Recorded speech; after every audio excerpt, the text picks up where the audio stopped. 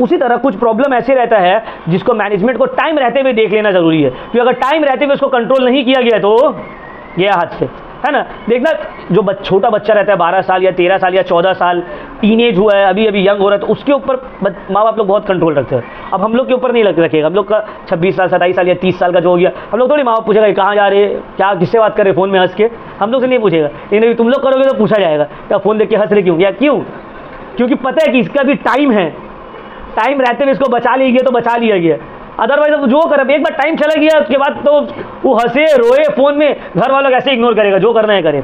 तो समझ में आया। तो कुछ ऐसा मैटर है जो कि टाइम रहते हुए मैनेजमेंट को चाहिए कि उसके ऊपर एक्शन ले। तो दूसरा इफेक्टिव क्या है कि टाइमलीनेस, टाइम रहते हुए मैनेजमेंट को एक्शन लेना पड़ेगा। कुछ प्रॉब्लम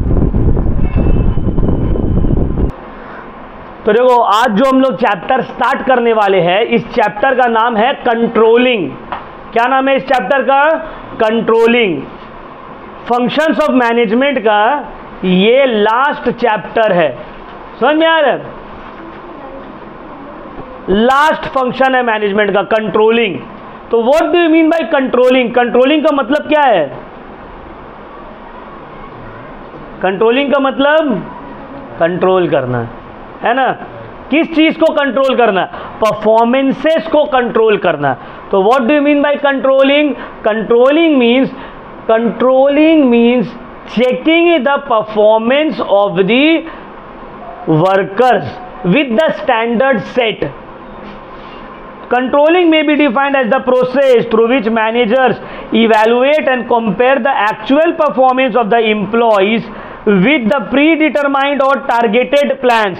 ध्यान से समझ लो मेरा बात को। कंट्रोलिंग का मतलब है कि वर्कर का जो एक्चुअल परफॉर्मेंस हो रहा है, उस एक्चुअल परफॉर्मेंस को आपका जो स्टैंडर्ड परफॉर्मेंस है या टारगेटेड परफॉर्मेंस है उसके साथ कंपेयर करना। जैसे कि फॉर एग्जांपल हम वर्कर लोग को बोले कि भाई डेली 10 यूनिट बनाना है, एक पर्टिकुलर प्रोडक्ट का 10 यूनिट बनाना है, ये हम स्टैंडर्ड सेट कर लिए। अब एक्चुअली मान लो कोई वर्कर 12 बना रहा है, कोई 8 बना रहा है, कोई 9 बना रहा है, कोई 10 बना रहा है, कोई 6 बना रहा है, तो ये उसका एक्चुअल परफॉर्मेंस हो गया।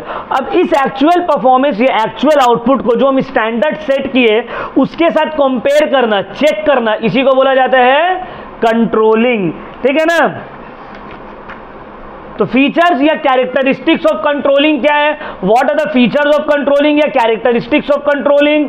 सबसे पहले कंटिन्यूअस प्रोसेस। पहला फीचर क्या है कंट्रोलिंग का? Continuous process. कंट्रोलिंग जो है ये एक कंटिन्यूअस प्रोसेस है। क्या मतलब है? एक बार कंट्रोल करके छोड़ दिया हो गया, खत्म मामला? नहीं, जब तक ऑर्गेनाइजेशन एग्जिस्टेंस में है तब तक कंट्रोलिंग चलेगा ही चलेगा। Clear? Next, pervasive function. Pervasive function का मतलब क्या होता है? कंट्रोलिंग जो है ये हर लेवल ऑफ मैनेजमेंट में ज़रूरत है। हाँ, इसका इंटेंसिटी बढ़ेगा और घटेगा। लोअर लेवल ऑफ मैनेजमेंट में तुमको ज़्यादा कंट्रोल करना पड़ेगा, हाई लेवल ऑफ मैनेजमेंट को कम कंट्रोल करना पड़ेगा। बट कंट्रोलिंग जो है ये all types of organization and all levels of management में पाया जाता है। नेक्स्ट है action oriented. Controlling is action oriented. तुम कंट्रोल किसको करोगे? जो परफॉर्मेंस हो रहा है, जो परफॉर्मेंस तुम सोच कर रखे हो उसको थोड़ी कंट्रोल करोगे। इंसान का सोच को कोई थोड़ी कंट्रोल किया जा सकता है, इंसान का एक्शन को कंट्रोल किया जाएगा। तो controlling is action oriented. Control हम किसको करते हैं? एक्शन को कर सकते हैं, सोच को, थिंकिंग को नहीं कर सकते। इसीलिए कंट्रोलिंग को बोला गया action oriented. It is goal oriented and dynamic process. तुम कंट्रोल क्यों कर रहे हो ऑर्गेनाइजेशन का वर्कर को या ऑर्गेनाइजेशन के एक्टिविटीज को? रीजन ये है सर कंट्रोल करने का, क्योंकि आप एक गोल सेट किए हैं, वो गोल को अचीव करने के लिए कंट्रोलिंग इज नेसेसरी, है ना। मान लो तुम लोग का जो मदर फादर या जो भी गार्जियन है वो तुम लोग को कंट्रोल में रख रहे, क्यों? या कंट्रोल में रखने का कोशिश कर रहे, क्यों? क्योंकि उनका कोई गोल होगा माइंड में कि हम अपना बेटा या बेटी को ये बनाना चाहते हैं, ऐसा उसका बिहेवियर रहे, ऐसा ये रहे, तो उसको फुलफिल करने के लिए ही कंट्रोल करते हैं। समझ में? अब मान लो जिसका माँ बाप पूरा हाथ धो दिया, देखे होगे कुछ लड़का होगा तुम लोग के ग्रुप में भी या स्कूल में या मोहल्ला में, जिसका माँ बाप कुछ बोलता ही नहीं है उसको। क्यों? क्योंकि उससे उसको, उन लोगों को उससे कोई उम्मीद है ही नहीं। तो कंट्रोल में रखने का ज़रूरत ही नहीं है, जो करे करे। लेकिन अगर किसी से मान लो उम्मीद है, कुछ तुम गोल सेट किए हो, तुम कुछ सोच कर रखे हो अपने बच्चे के बारे में या अपना भाई के बारे में, किसी के बारे में भी, तब तुम क्या करोगे, उसको कंट्रोल में रखने का कोशिश करोगे। तो कंट्रोलिंग क्यों किया जाता है, गोल ओरिएंटेड। एक गोल जो सेटअप किया हुआ है, उस गोल को अचीव के लिए कंट्रोलिंग किया जाएगा। Both backward looking and forward looking, controlling में बोथ तुम आगे भी देखते हो और पीछे भी देखते हो। मतलब तुम पीछे क्यों देखोगे, पीछे इसलिए देखेंगे कि पहले क्या क्या मिस्टेक हुआ है, क्या रीज़न था, रिजल्ट नहीं मिला। फॉरवर्ड लुकिंग, अब हमको आगे क्या करना है, किस तरह से एक्टिविटीज़ को परफॉर्म करना है कि हम जो है मेरा जो काम है वो फुलफिल हो जाए, पूरा हो जाए। ठीक है, तो एक इफेक्टिव कंट्रोल सिस्टम का क्या कैरेक्टरिस्टिक्स है, what are the characteristics of an effective control system, what are the characteristics of an effective control system. एक अच्छा कंट्रोल सिस्टम का क्या कैरेक्टरिस्टिक्स है। Number A, accuracy. क्या मतलब है, effective control generate accurate information and data. तुम जो कंट्रोल कर रहे हो, तो जो डेटा के बेसिस पे, जो इंफॉर्मेशन के बेसिस पे आप कंट्रोल कर रहे हैं, वो एक्यूरेट रहना चाहिए, उसमें कुछ फॉल्ट नहीं रहना चाहिए, उसमें कोई मिस्टेक नहीं रहना चाहिए। क्यों, क्योंकि अगर तुम्हारे पास डेटा गलत है तो तुम कंट्रोल भी गलत तरीके से करोगे। समझ में आ रहा है बात। दूसरा है टाइमलीनेस। देखो, कुछ ऐसा प्रॉब्लम्स है या कुछ ऐसा एक्टिविटीज़ है जिसको वक्त पे सॉल्व करना पड़ेगा, वक्त रहते हुए, अदरवाइज उसका सल्यूशन देकर भी कोई फ़ायदा नहीं है। अब मान लो हम एग्ज़ाम का दूसरा दिन सोचेंगे कि अब से हमको अच्छे से पढ़ाई करना है, तो उससे कोई बेनिफिट होने वाला है। एग्ज़ाम तो हो गया ना ऑलरेडी, पहले सोचना चाहिए था, एग्ज़ाम से पहले सोचना चाहिए था। तो उसी तरह कुछ प्रॉब्लम ऐसे रहता है जिसको मैनेजमेंट को टाइम रहते हुए देख लेना ज़रूरी है, क्योंकि अगर टाइम रहते हुए उसको कंट्रोल नहीं किया गया तो गया हाथ से, है ना। देखना, जो छोटा बच्चा रहता है 12 साल या 13 साल या 14 साल, टीनेज हुआ है, अभी अभी यंग हो रहा है, तो उसके ऊपर माँ बाप लोग बहुत कंट्रोल रखते हैं। अब हम लोग के ऊपर नहीं रखेगा, हम लोग का 26 साल 27 साल या 30 साल का जो हो गया, हम लोग थोड़ी माँ बाप पूछेगा कहाँ जा रहे, क्या किससे बात कर रहे फ़ोन में हंस के, हम लोग से नहीं पूछेगा। लेकिन अभी तुम लोग करोगे तो पूछा जाएगा, क्या फ़ोन देख के हंस रहे क्यों, या क्यों, क्योंकि पता है कि इसका भी टाइम है, टाइम रहते हुए इसको बचा लिया गया तो बचा लिया गया, अदरवाइज अब जो कर, एक बार टाइम चला गया उसके बाद तो वो हंसे रोए फ़ोन में, घर वालों कैसे इग्नोर करेगा, जो करना है करे। तो समझ में आया। तो कुछ ऐसा मैटर है जो कि टाइम रहते हुए मैनेजमेंट को चाहिए कि उसके ऊपर एक्शन ले। तो दूसरा इफेक्टिव क्या है कि टाइमलीनेस, टाइम रहते हुए मैनेजमेंट को एक्शन लेना पड़ेगा कुछ प्रॉब्लम पे। फ्लेक्सिबिलिटी, अब देखो कंट्रोलिंग का मतलब इतना नहीं है कि तुम उसको एकदम जकड़ दो। बहुत सारा हम पेरेंट्स को देखते हैं कि मतलब नहीं जाना है, कहीं नहीं जाना है, ये नहीं जाना, तो इससे क्या होगा, बहुत अच्छा वो बच्चा बहुत अच्छा बन जाएगा, नहीं। तो कंट्रोल सिस्टम जो है थोड़ा फ्लेक्सिबल भी रहना चाहिए नेचर में। हाँ ठीक है, ऐसे नहीं कि जैसे कि अब कोई लड़का जो है डेली 12-1 बजे रात में आ रहा है तो ये प्रॉब्लमेटिक है। बट अगर कभी कदार मान लो उसका फ्रेंड का बर्थडे है या फ्रेंड का किसी का शादी है, वो वहाँ चला गया, अब वो 1 बजे आ रहा है या 12 बजे आ रहा है, अब वो आया, अब घर में आके धाम धाम मार खा रहा है माँ बाप से कि मतलब 10 बजे घुसना था, क्यों नहीं। तो कुछ एक्सेप्शन, फ्लेक्सिबिलिटी रहना चाहिए कंट्रोल सिस्टम में, है ना, क्योंकि एकदम रिजिड रहेगा तब तो नहीं हो पाएगा काम। तो थोड़ा फ्लेक्सिबिलिटी रहना चाहिए। एक्सेप्टेबिलिटी, तुम कंट्रोल सिस्टम ऐसा बनाओ कि लोग उसको एक्सेप्ट करे, है ना। इंटीग्रेशन, इस तरह से कंट्रोल सिस्टम बनाओ कि लोग उससे इंटीग्रेट हो, जुड़े। इकोनॉमिक फीजिबिलिटी, कंट्रोल सिस्टम ऐसा रहे जो जिसको मेंटेन करने में इकोनॉमिकली बर्डन ना पड़े। समझ में आ रहा, बहुत भारी ना लगे, बोलने का ये मतलब है बहुत भारी ना लगे। करेक्टिव एक्शन, अगर मान लो कोई डिविएट हो रहा है, कंट्रोल सिस्टम के बाहर काम कर रहा है, तो उसके खिलाफ करेक्टिव ठीक एक्शन लिया जाए। एंड एम्फेसाइज ऑन एक्सेप्शन, देखो कुछ एक्सेप्शन रहेगा ही रहेगा, तू क्लास में भी देख लो, टीचर सबको बोलेगा ये नहीं करे वो नहीं करने, एक दो बच्चे ऐसे रहेगा जिसको बोलते ही नहीं टीचर जो भी करे। क्यों? ये है एम्फेसाइज ऑन एक्सेप्शन। क्योंकि अगर तुम उसको बोलने जाओगे तो वो तुम्हारा भी वक्त खराब करेगा, बाकी सबका भी वक्त खराब करेगा। तो इससे बेटर ये है अगर 2-3 स्टूडेंट नहीं पढ़ रहे उसको छोड़ो, रिमेनिंग जो 50 बच्चे हैं उसके ऊपर फोकस करो। उसी तरह वर्कर में भी सब वर्कर अच्छा नहीं रहेगा। वो मूवी देखी हो ना, क्या नाम है वो मूवी का, जॉनी लीवर रहता है, वो आमदनी अठनी खर्चा रुपया, जॉनी लीवर रहता है और 2 एक्टर रहते हैं, वो लोग जब तब जो है लड़ाई करने चले जाते हैं मालिक से। तो देखते हो उसको मैनेजमेंट कुछ बोलता नहीं, जो करे करे। क्यों? जितना टाइम हम ये लोग के पीछे लगाएंगे उससे बेटर है कि हम दूसरा वर्कर लोग को देख ले। समझ में आ रहा है बात? इससे बेटर है कि हम दूसरा वर्कर लोग के ऊपर ध्यान दे दे। तो एक्सेप्शंस के ऊपर भी ध्यान देना है। एक अच्छा कंट्रोल सिस्टम का ये सब फीचर्स है, तब बोला जाएगा कि हाँ आपका कंट्रोल सिस्टम अच्छा है भाई। इंपॉर्टेंस ऑफ कंट्रोलिंग, कंट्रोल करने से क्या इंपॉर्टेंट, कंट्रोलिंग का क्या इंपॉर्टेंस है? सबसे पहला importance, achievement of organizational goals. अगर तुम कंट्रोल सही से कर रहे हो, इफेक्टिव कंट्रोल सिस्टम है, तो तुम्हारा ऑर्गेनाइजेशन का गोल को अचीव करने से कोई नहीं रोक सकता है। ऑप्टिमम यूटिलाइजेशन ऑफ रिसोर्सेस, अगर कंट्रोलिंग अच्छे से किया जा रहा है तो रिसोर्सेस बेस्ट वे में यूज होगा।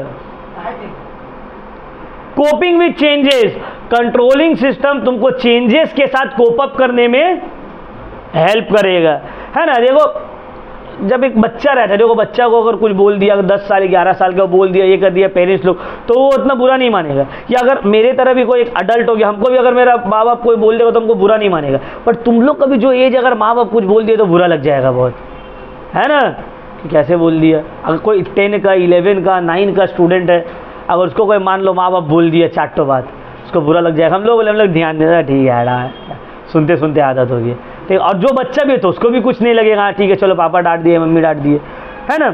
तो यहाँ पे क्या होगा, अगर कंट्रोल सिस्टम अच्छा रहा गार्जियन का, तो बच्चा जो है वो कोप अप करेगा टाइम के साथ साथ।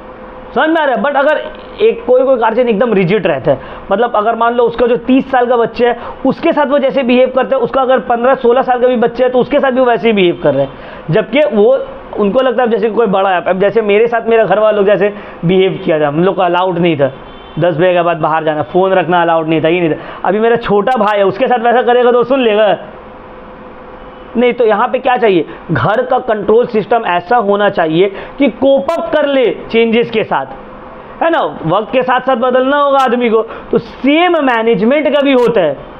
समझ में आ रहा है बात? मैनेजमेंट में पहले जो तरह से काम होता था, जो rules and regulation control system था, टाइम टू टाइम के साथ इसको चेंज भी करना होगा ना, ताकि वर्कर लोग जो टेक्नोलॉजी में चेंजेस आ रहा है उसके साथ कोप अप कर सके।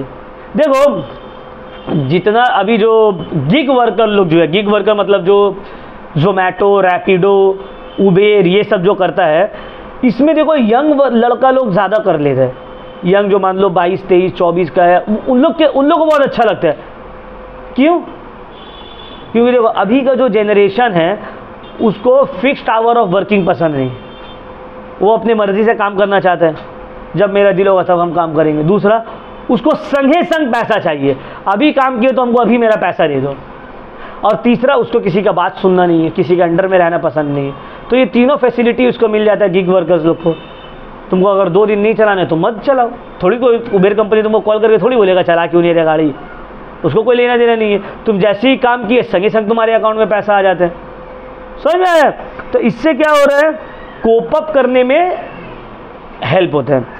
अच्छा, ensures orders and discipline, controlling क्या ऑर्डर एंड डिसिप्लिन मेंटेन करने में हेल्प करता है। मोटिवेट एम्प्लॉयज को मोटिवेट भी करता है।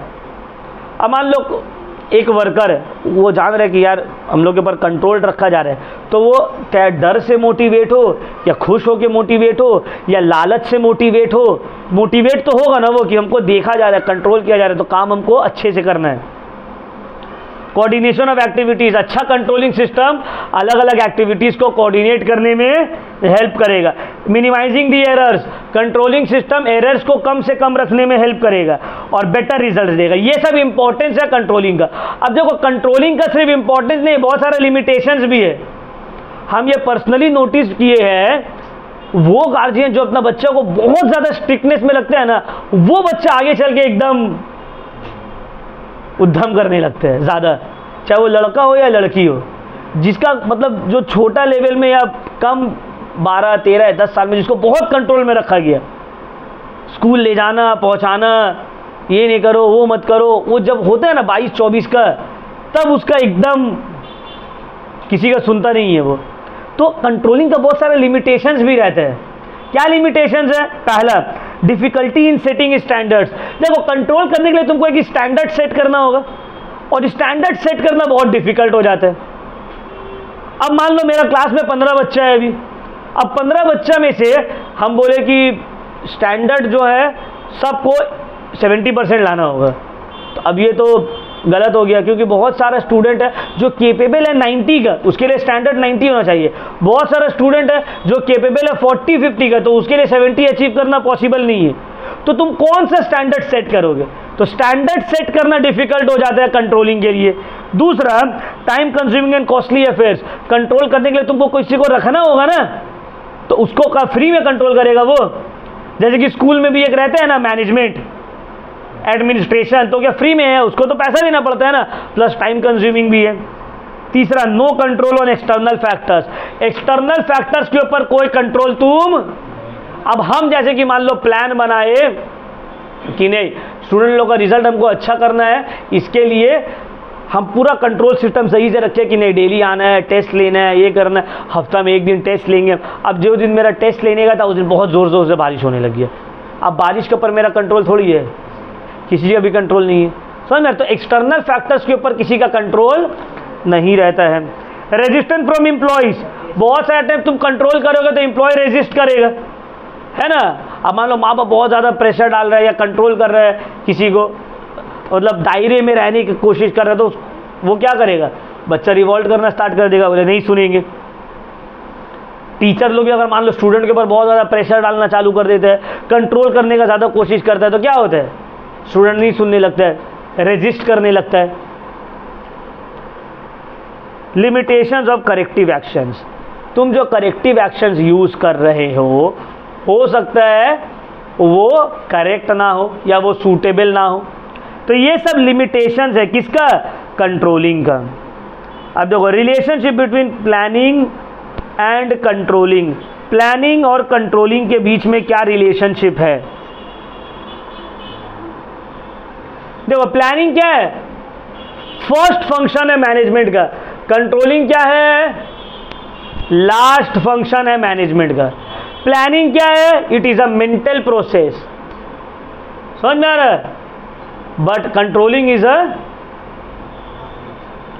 इज एक्शन ओरिएंटेड, है ना। तो ये सब जो है दोनों के बीच का रिलेशन है।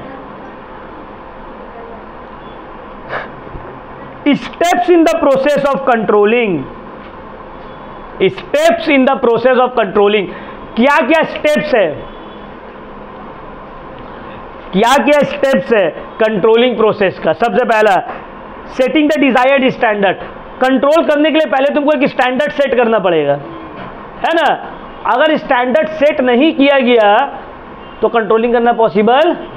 जैसे कि फॉर एग्जाम्पल, अब मान लो तुम लोग को बोलिए, सुनो सबको अच्छा मार्क्स लाना होगा, ठीक है, ये स्टैंडर्ड है, यहाँ सबको स्टैंडर्ड मार्क्स लाना होगा, अच्छा मार्क्स लाना होगा। अब मान लो कोई 40 मार्क्स ला के ही बोला, भाई हम मेरे लिए तो ये अच्छा है, तुमको तो ओपनली बताना होगा ना कि अच्छा का मतलब क्या। तो स्टैंडर्ड को सेट करना पड़ेगा। दूसरा, measurement of actual performance. Standard set कर दिए, उसके बाद एक्चुअल परफॉर्मेंस को मेजर किया जाएगा, तो भाई एक्चुअल परफॉर्मेंस को इवैल्यूएट किया जाएगा, तुम्हारा एक्चुअल परफॉर्मेंस क्या हुआ है। तीसरा, comparison of actual and standard performance. Actual performance को स्टूडेंट का या वर्कर का स्टैंडर्ड जो तुम सेट किए थे उससे कंपेयर करोगे, ठीक है।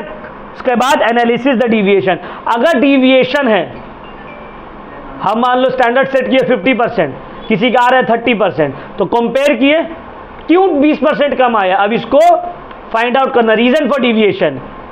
क्या हम सही से नहीं समझाए, क्या वो सही से नहीं पढ़ के आया, क्या क्वेश्चन बहुत ज़्यादा टफ हो गया, समझ में आए बात।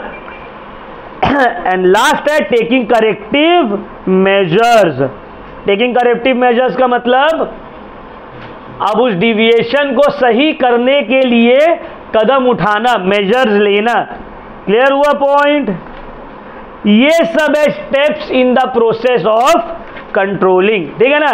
तो ये छोटा सा चैप्टर था और अभी हो गया हम लोगों का यहीं पे कंप्लीट, ठीक है। ये चैप्टर हो गया कंप्लीट।